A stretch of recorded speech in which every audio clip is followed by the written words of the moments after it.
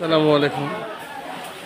হঠাৎ করে আবারও বৃষ্টি আসায় সকলে শুরু করেছে তাড়াহুড়া পলিথিন টাঙানোর জন্য।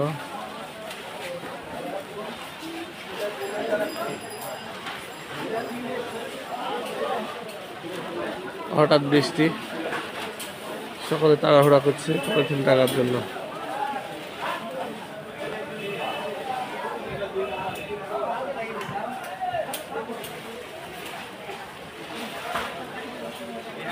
আজ বুধবার, হাটবার।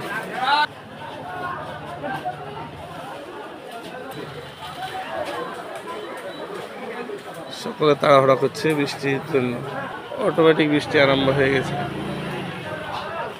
দোকানদাররা তোড়জোড় করছে নিজেদের মালামাল বাঁচানোর জন্য।